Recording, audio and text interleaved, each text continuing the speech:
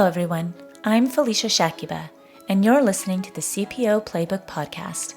Join me and my guests as we feature insightful conversations with HR leaders, people scientists, and executives from diverse industries and functions, offering valuable perspectives on the future of work.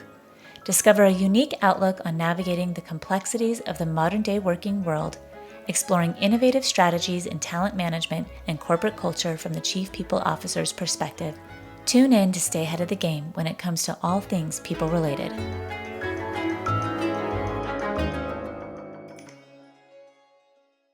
In the realm of diversity, equity, and inclusion, a thought-provoking survey conducted by WebMD has unearthed a disconcerting reality.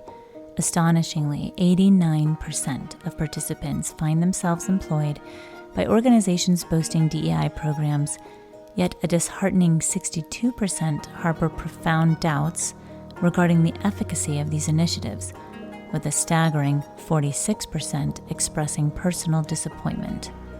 Forbes suggests that this disillusionment may be attributed to a lack of unwavering commitment from upper echelons of management, coupled with a perfunctory checkbox approach that undermines the true potential of DEI and B endeavors. Increasingly, the scholarly work of Josh Bersin elucidates the significant advantages of diversity, revealing that diverse companies enjoy 2.3 times higher cash flow per employee, while Gartner's research establishes that inclusive teams can enhance performance by a remarkable 30%. The imperative to efficiently communicate DEI initiatives from top leadership becomes unmistakably apparent, as it resides at the very epicenter of cultural transformation, possessing the power to either fortify or fracture the success of these programs. Nonetheless, the challenge before us looms large. How can leaders deftly disseminate these critical messages throughout the organization, effectuating meaningful change in the process? With us today is Dr. Greg Pennington, a managing partner at Pennington Consulting Group, former VP of HR and Senior Leadership Development at Johnson Controls, and author of Your Leadership Signature, Mapping Your Personal Pursuit of Influence and Impact. He holds a PhD from University of North Carolina, Chapel Hill, and a bachelor's cum laude from Harvard University.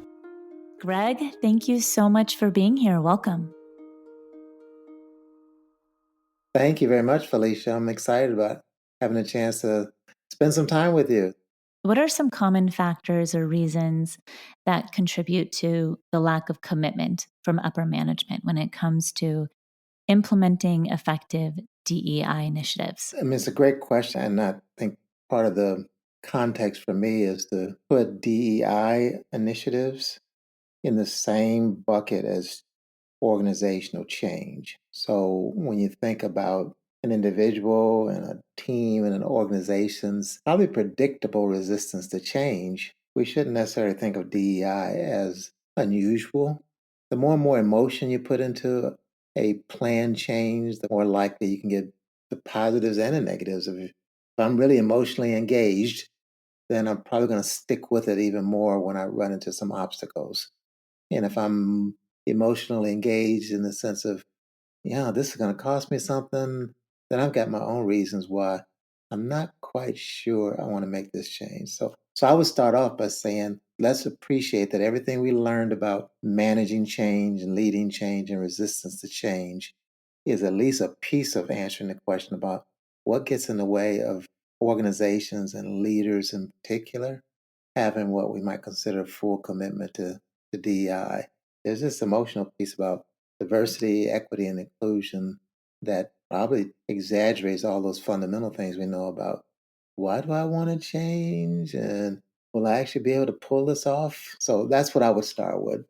And you've been working with many leaders in your time. So could you share some practical strategies or examples of effective communication and messaging from top leadership to drive meaningful change in DEI efforts?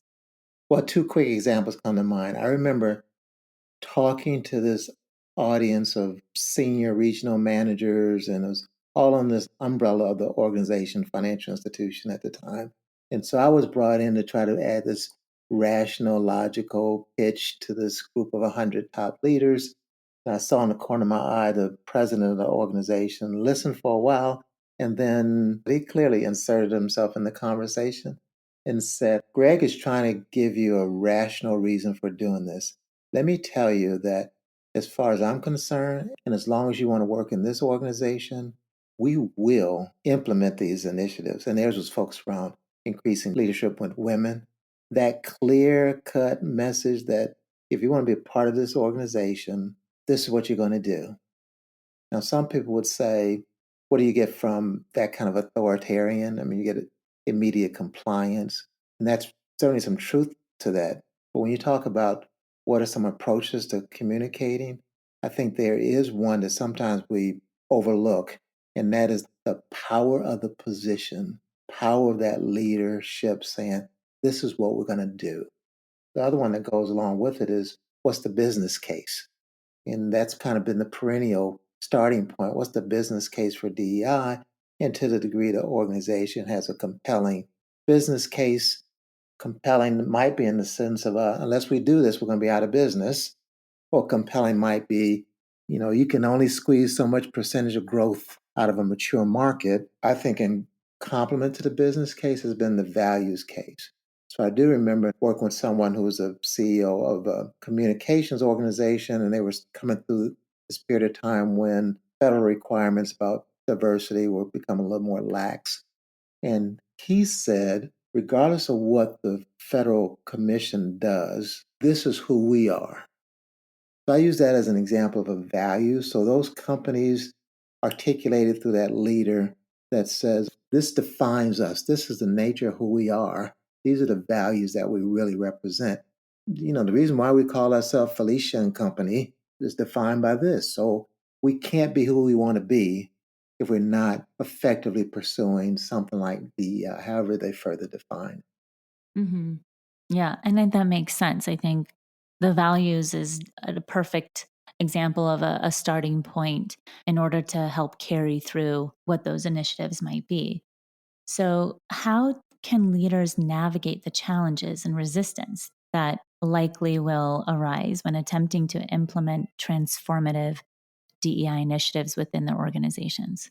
I'll probably go back again to what we know and should accept as the power that goes along with the position. And part of that power, influence, and impact is to the degree the organization identifies with him or her or them, right?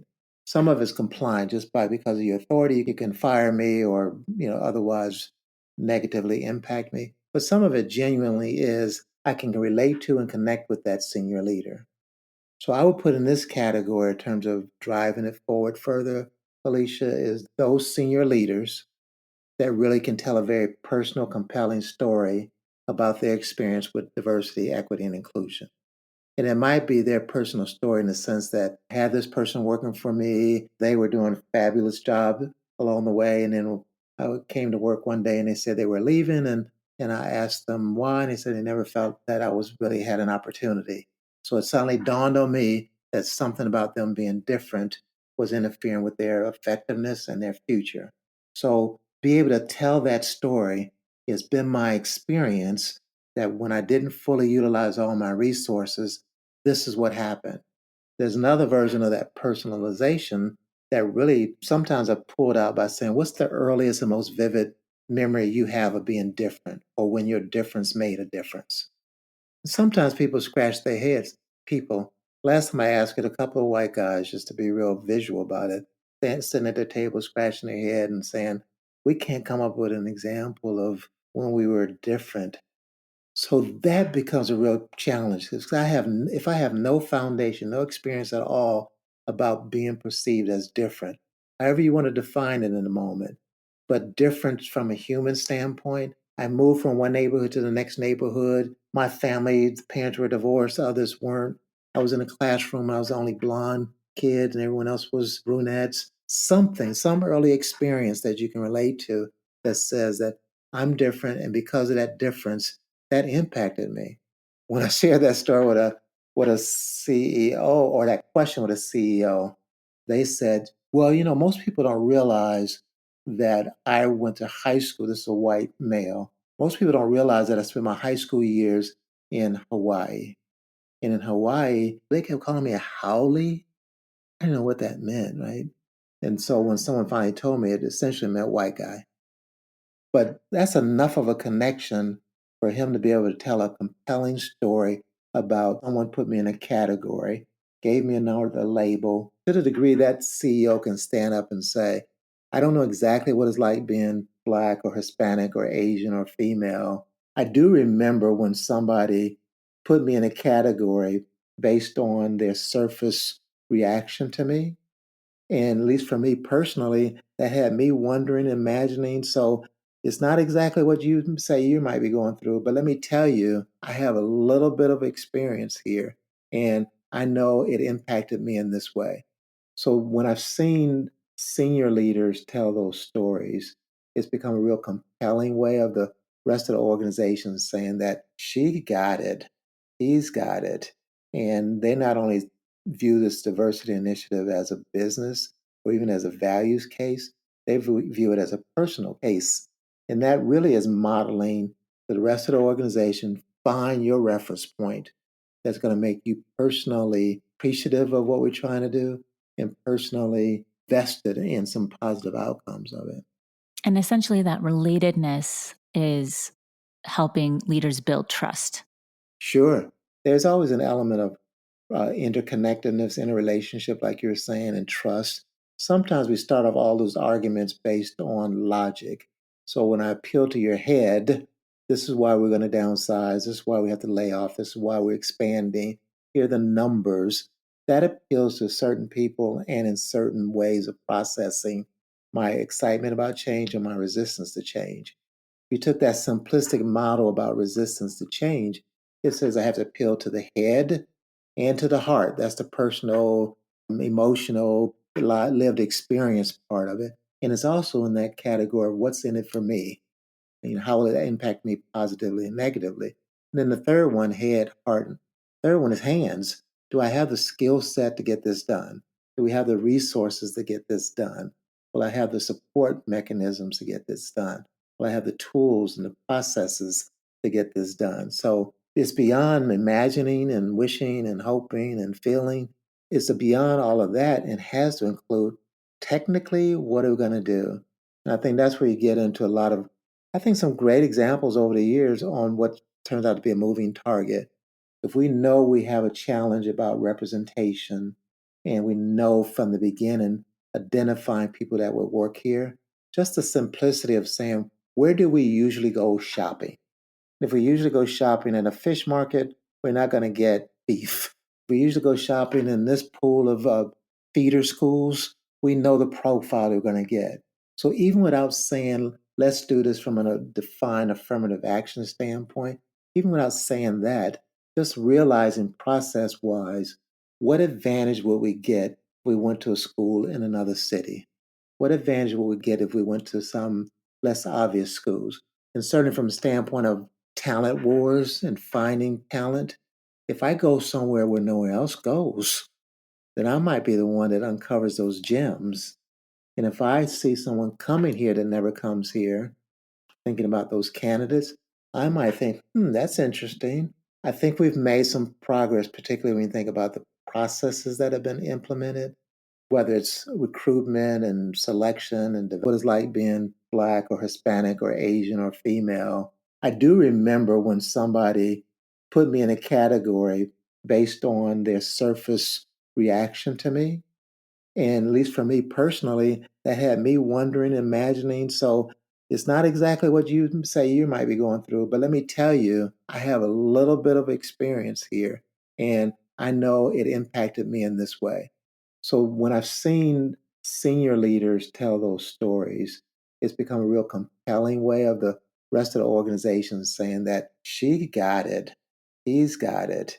And they not only view this diversity initiative as a business or even as a values case, they view it as a personal case. And that really is modeling to the rest of the organization, find your reference point that's going to make you personally appreciative of what we're trying to do and personally vested in some positive outcomes of it. And essentially, that relatedness is helping leaders build trust. Sure, there's always an element of interconnectedness in a relationship, like you're saying, and trust. Sometimes we start off all those arguments based on logic.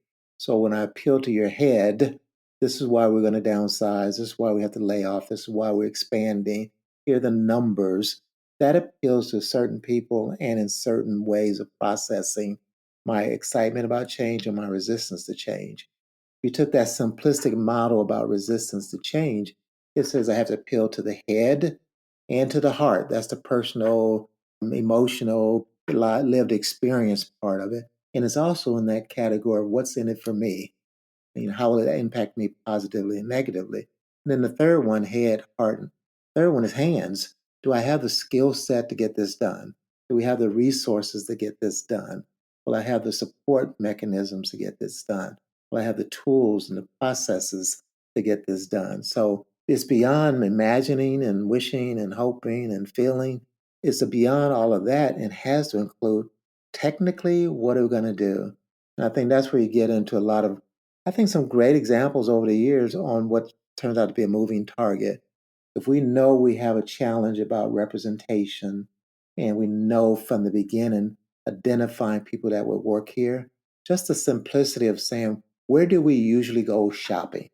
If we usually go shopping in a fish market, we're not going to get beef. If we usually go shopping in this pool of feeder schools, we know the profile we're going to get. So even without saying, let's do this from a defined affirmative action standpoint, even without saying that, just realizing process wise, what advantage would we get if we went to a school in another city? What advantage would we get if we went to some less obvious schools? And certainly from the standpoint of talent wars and finding talent, if I go somewhere where no one else goes, then I might be the one that uncovers those gems. And if I see someone coming here that never comes here, thinking about those candidates, I might think, that's interesting. I think we've made some progress, particularly when you think about the processes that have been implemented, whether it's recruitment and selection and development and sourcing of businesses. We're not totally there yet. And if we look at different sources, not only will we potentially uncover some gems that others haven't uncovered, but it also just gives us a much more rich flow of choices that we react to. So, can you provide insights into the potential benefits and advantages that organizations can experience by prioritizing diversity and inclusivity, as highlighted in the research by Josh Bersin and Gartner? Yeah, I mean, it's one of the things that people often talk about in terms of the benefits, and it's insightful in one sense, and it also is in that category of we have reason to believe this anyway, so that the creativity that comes from diverse perspectives when we're tackling a problem that doesn't have an obvious solution. Right? So those problems that are pretty clear cut, but if you think about the transformative ones or the stuck ones, there's tons of research that would say diverse teams that are effectively managed. Right? So there's something about that leadership of the team that frames the problem and opportunity in a way that invites a variety of perspectives.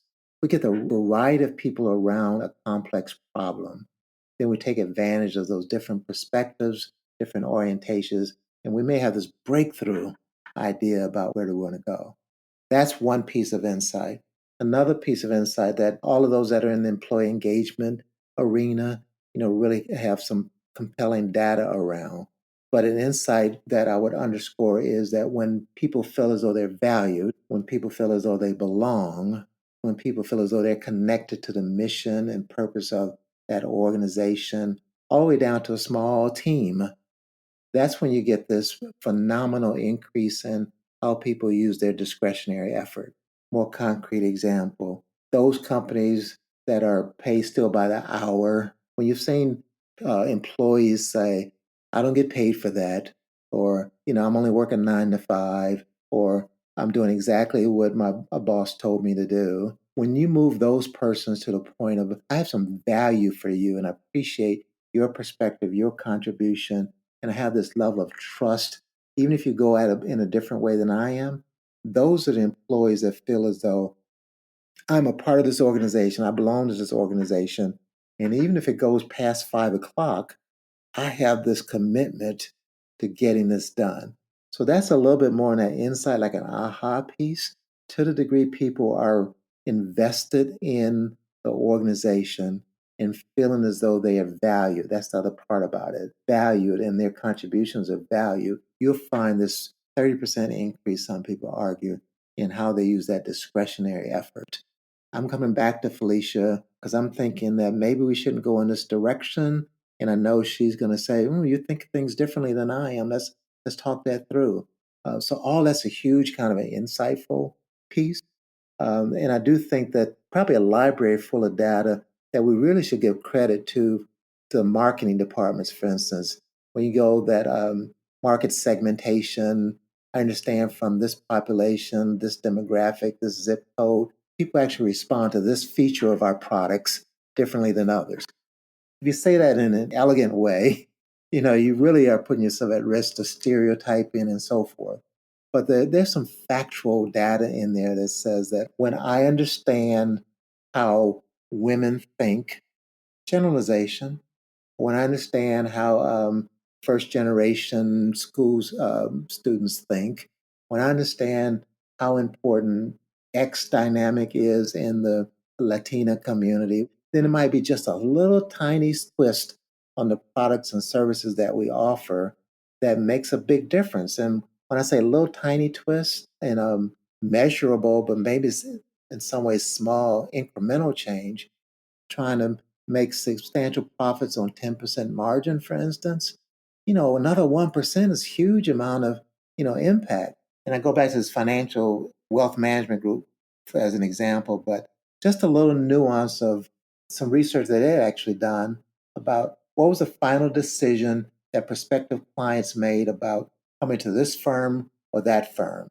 And relatively speaking, their Black potential customers ended up saying, well, I heard the numbers, but I'm going to trust you.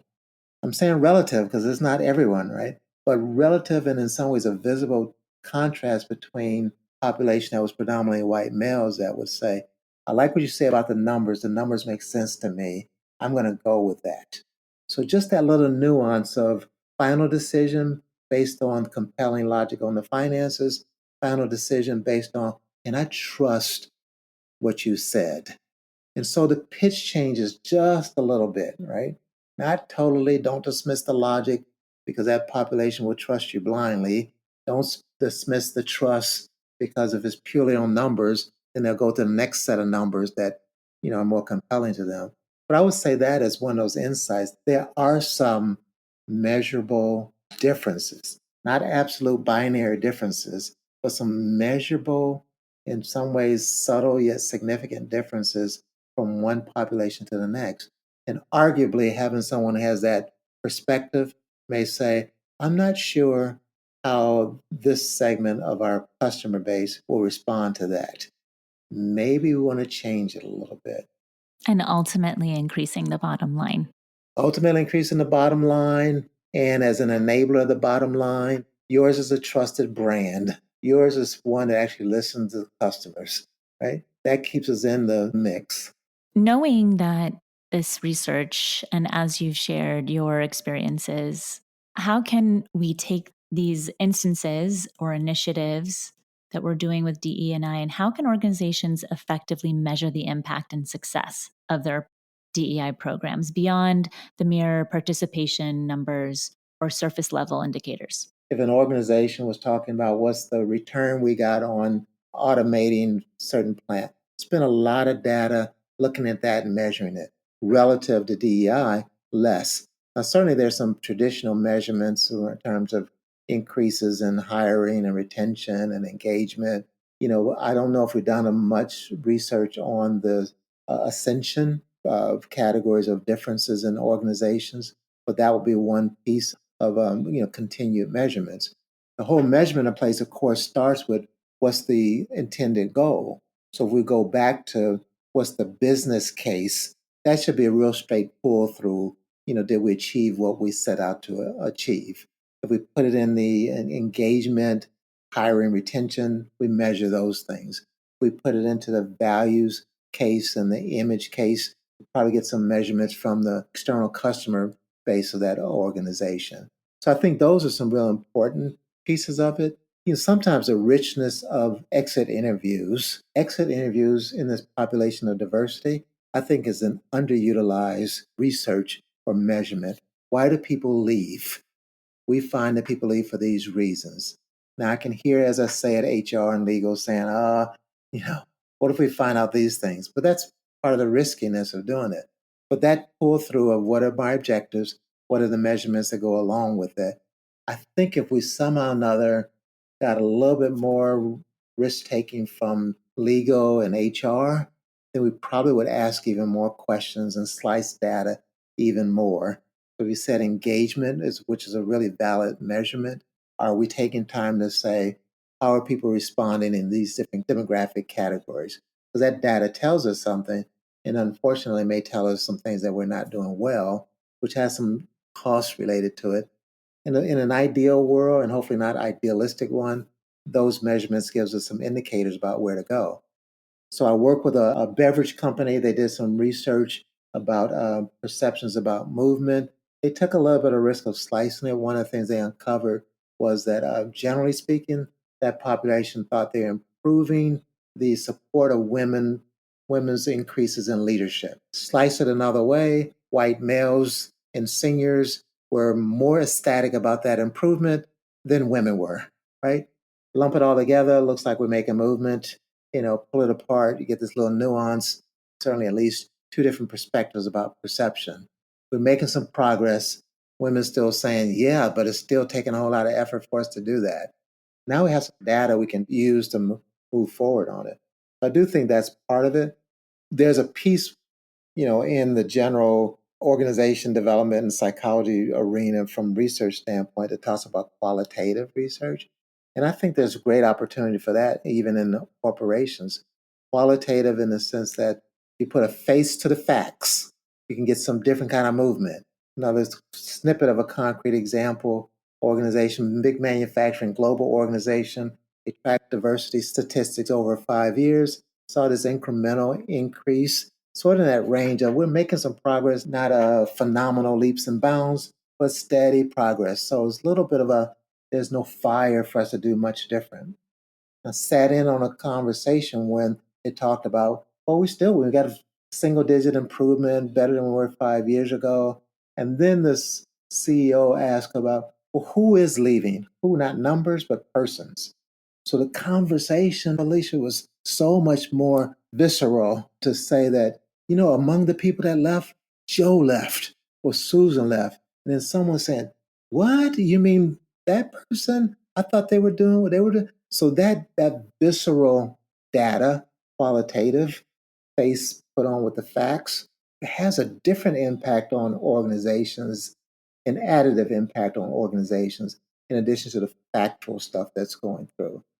And Greg, you've been doing this for so long. What example or case study of organizations that have successfully transformed their culture through effective DEI strategies, what example could you share that highlights the key factors that contributed to their success?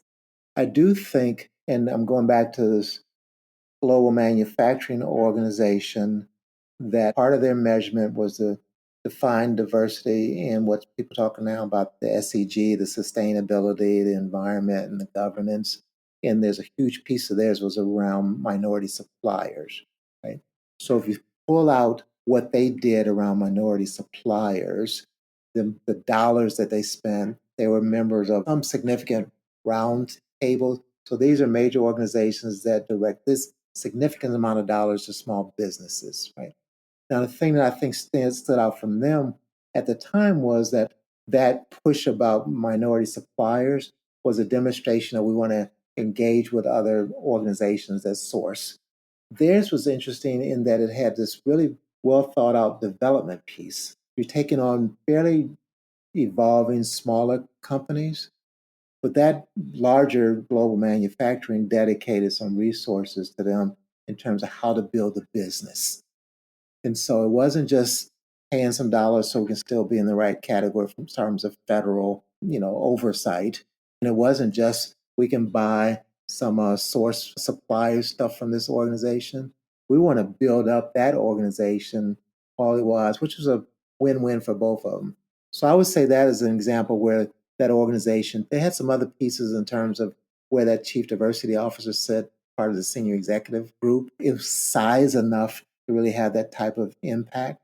But that to me is one of those real specific processes and offerings that starts in the DEI arena, but gets a little bit more, elaborate in terms of how it's played out. I would also say, as a best case, with someone that I think, and this person is the retiring CEO now of a professional services organization, not person of color, Middle European heritage, lower income level, raised by grandparents because of the circumstances, all of which is to say that they didn't fit the predecessor's protocol of being more quote unquote privileged in their upbringing.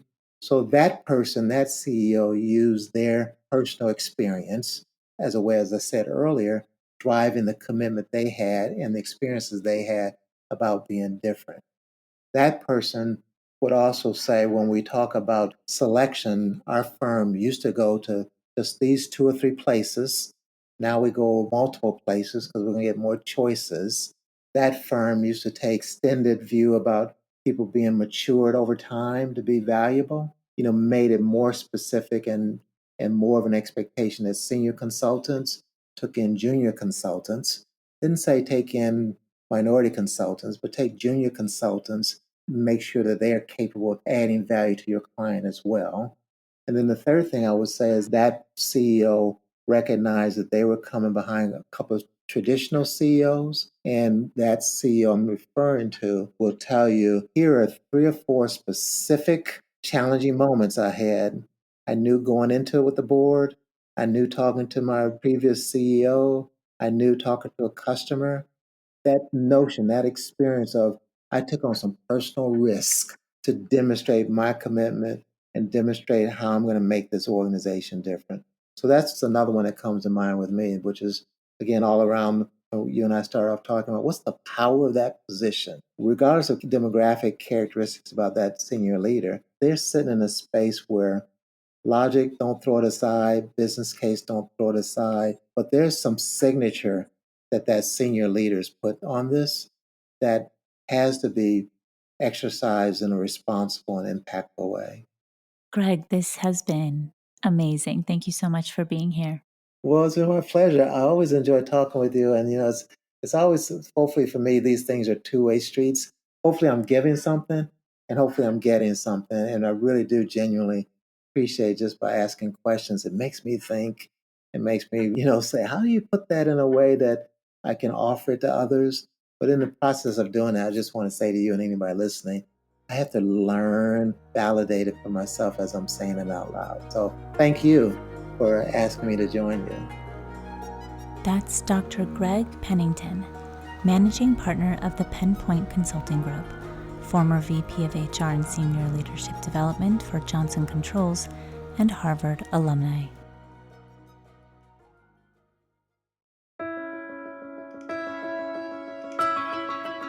If you like today's podcast, we have more podcasts on innovative HR strategies, talent management, organizational culture, and more, and how to navigate the complexities of modern-day HR. Find them at cpoplaybook.com/podcasts or search CPO Playbook on Apple Podcasts, Spotify, or wherever you listen. Thanks for listening to the CPO Playbook podcast. We'll be back with a new episode next time. I'm Felicia Shakiba. If you love CPO Playbook, the best thing you can do to support us is become a subscriber. You can do that at cpoplaybook.com/podcast. That's cpoplaybook.com/podcast. If there's an episode you loved, please share it with a friend. And if you have an idea you would like us to talk about or a guest you'd like to nominate, visit cpoplaybook.com/contact us to suggest an idea.